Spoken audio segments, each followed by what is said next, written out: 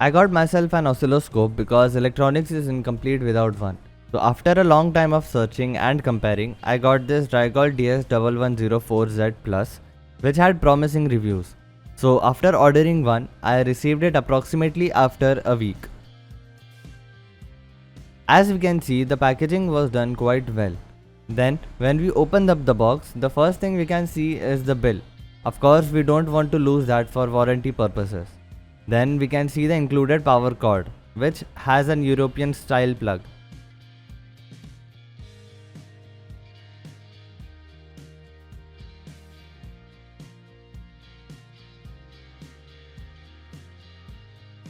Then we can see Rigel has provided with the calibration certificate and the packaging details.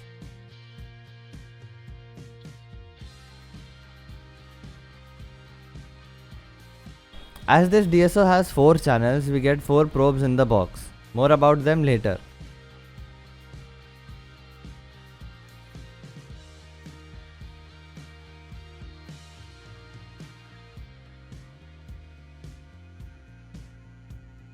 We also have the warranty card inside the box.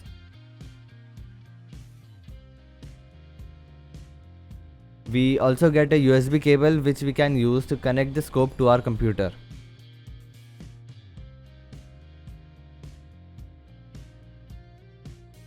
Now we have the oscilloscope itself. It was neatly packaged with these foam materials, so we don't need to be worried about it getting damaged during shipping. Now let's take it out.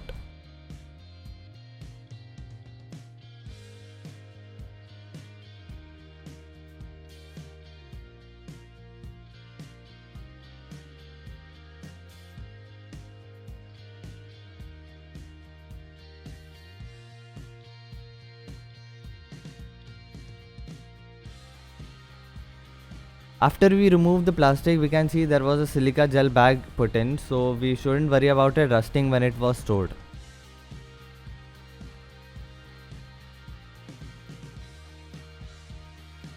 Looking at the scope, it's an 100 MHz 4 channel scope with 1 gig sample rate, which basically means how many samples it will take in a second. For 1 gig, it's 1 billion samples per second. But note that this is for one channel only. If we use 2 channels, it will get halved.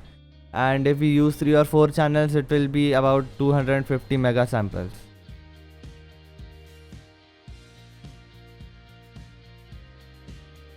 These are the 4 channels. We get a 1 kHz square wave pin to test and calibrate our probes, which we will do it further in the video. There are individual buttons for each channel. In this model, I also have the logic analyzer. There is a USB port to connect a pen drive, and there is a power switch on the left.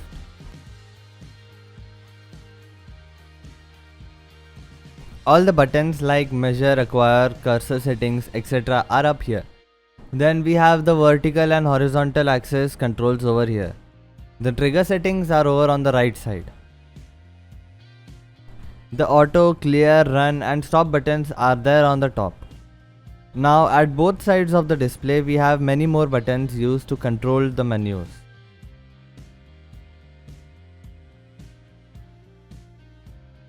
On the back side there is a trigger out pass fail connector. There is the power connector which is fused, which is always a plus point. Then we have the USB connector and the LAN connector. On the bottom there are 2 foldable legs. On the top it has a carry handle as well.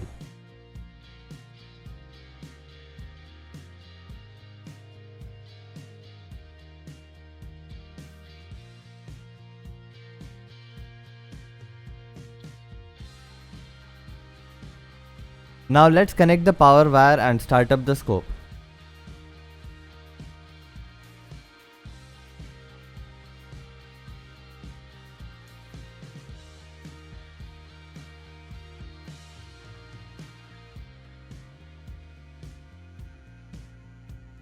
The first thing that we can see after starting it up is the buttons are LED lit.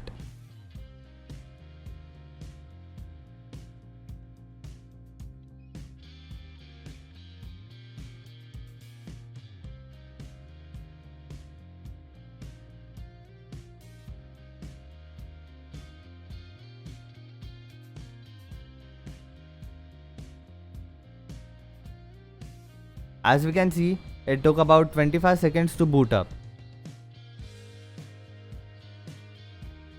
Now we can enable and disable the channels using their buttons. Now there are a lot of settings that we can tweak, but for starters we will only use a single channel. Now let's take a look at the probes.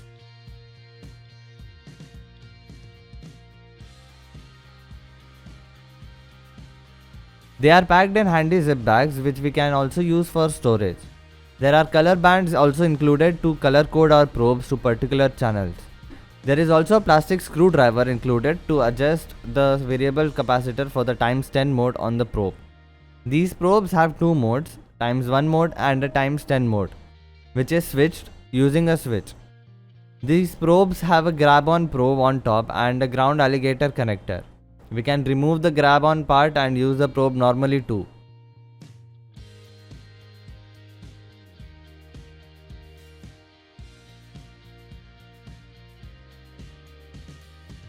Let's connect the probe now to the oscilloscope and see how to calibrate it first. Always calibrate a new probe before using it. So let's connect it to the square wave pin.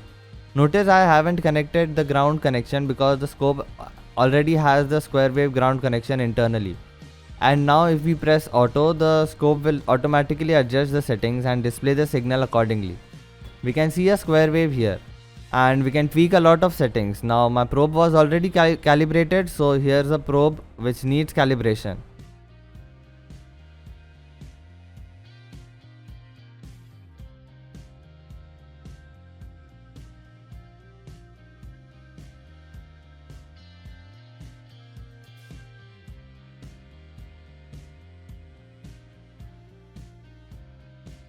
As we can see, the waveform is distorted. Now we will take a flat tip screwdriver and tweak the variable cap on the probe until it gets proper. There, the probe is calibrated. The menu buttons beside the screen can also be used to navigate through different parameters like frequency, Vmax and so much more. We will explore these features in a future video.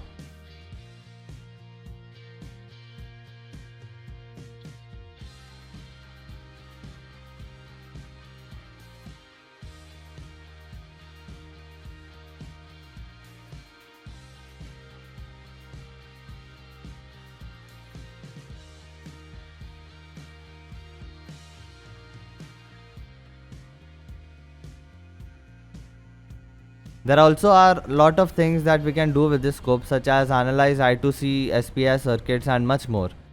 And we will utilize them in a future video, so don't forget to subscribe and press the notification bell so you won't miss the future uploads. Also, if you liked the video, do give it a like, share and comment your thoughts. Thanks for watching.